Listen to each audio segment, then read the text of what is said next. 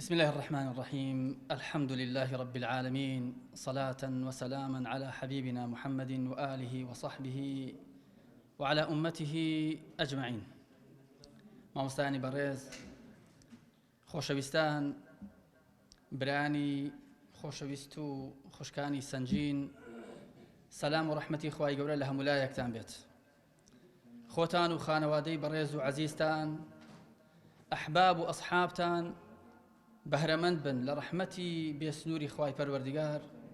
لە دنیادا خوای میهرەبان دڵتان شاد و بەختەوەرکا و لە قیامەتیش چاوتان ڕۆشنکە بە دیداری خۆی و دیداری سەردار و سەروەرمان محەممەد المستەفا صلی الله عليه وسلم.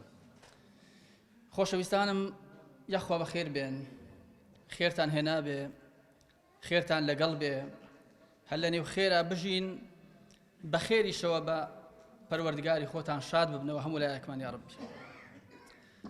هەر یەکێک لە ئێمە سەیری حاڵی مسلمانان بکە، دەزانین مسلمانان ئەمڕۆ لە غوربەتێکدان،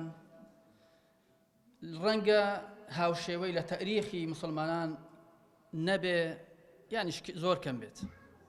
لە سەردەمی پێغەمبەری خۆشەویست صلی الله عليه وسلم کە مسلمانان لە غوربەتدا بوون، معلومی جەنابتانە چ ئازارێک، چ سەختیەک، چ دژواریەک، چ برسێتیەک، چ گەمارەوەیەک کە دەدران فعلا ناخۆشی بوو، سەختی بوو. بەڵام ئەمڕۆ کە غوربەتمان هەیە، شتێکمان نییە کە لە سەردەمی پێغەمبەردا هەبوو صلی الله عليه وسلم.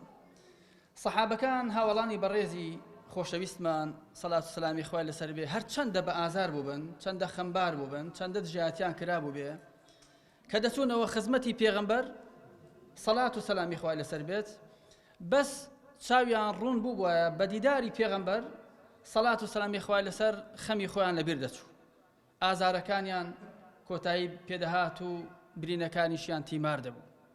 ئەمڕۆ ئێمە پێغەمبەرمان صلی الله عليه وسلم لەناودا نییە، بۆیە ئازاری ئێمە سەختترە، زەحمەتترە. کەسێک نییە لە خۆمان لە جنس و ڕەگەزی خۆمان بچینەوە خزمەتی بڵێن یا ڕەسوول الله، ئەو ئازارمان، ئەوە خەفەتمان، ئەوە ناخۆشی و ناڕەحەتیمان.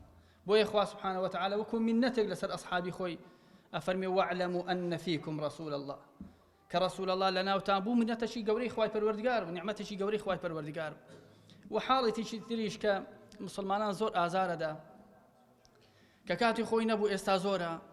مسلمانان پەرتەوازن، دەبینن هەر کەسە و بە مەسلەکێک، بە مەشرەبێک، بە ڕەنجێک خۆی نمایش دەکات و ئیتر مسلمانان لێکتری دەخوێن و دژایەتیەکی زۆر لە نێو مسلماناندا هەیە، لە حاڵێکدا کە دژمنی شەرق و غەربی ئیسلام لە ئیسلام کۆبووەتەوە، لە مسلمانان کۆبووەتەوە، هەموویان ڕاجیاوازەکانیان وەلاناوە، دژمنایەتیشیان لەبیر چووە، لە بینی خۆیان هاتوون یەک دەنگ و یەک ڕەنگن لە ئاستی مسلمانان، دژایەتی مسلمانان دەکەن.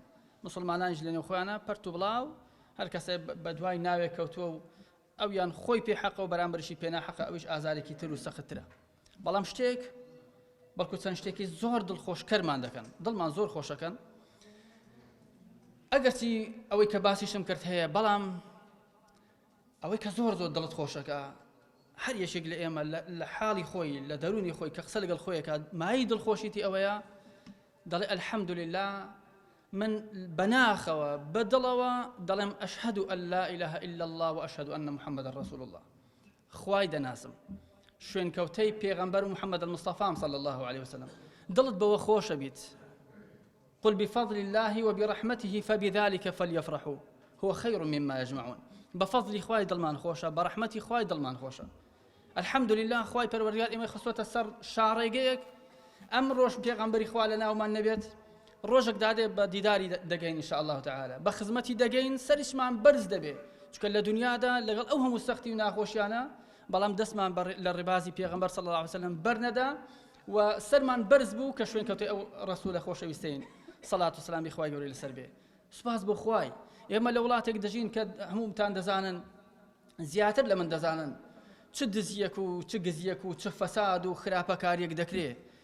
تۆی مسلمان سەهمت نییە لەو خراپەکاریەدا، ئەو فەزلی خوای نییە.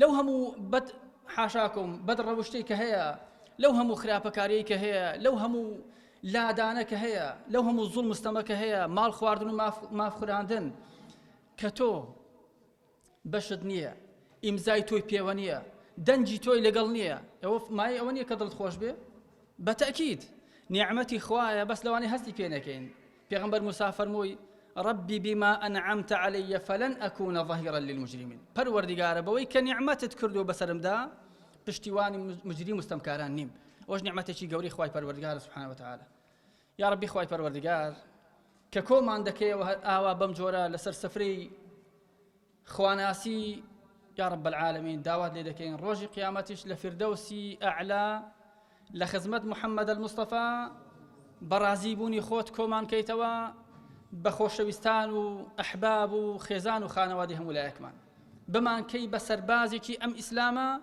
دڵمان خۆشکەی بەم دینە و جوندیەکی مەجهول بین خزمەتکاری قورئان و مسلمانان بین جارێکی تر هەموو لایەکتان بەخێر بێن خوای گەورە بتان پارێزێت والسلام علیکم ورحمة الله وبركاته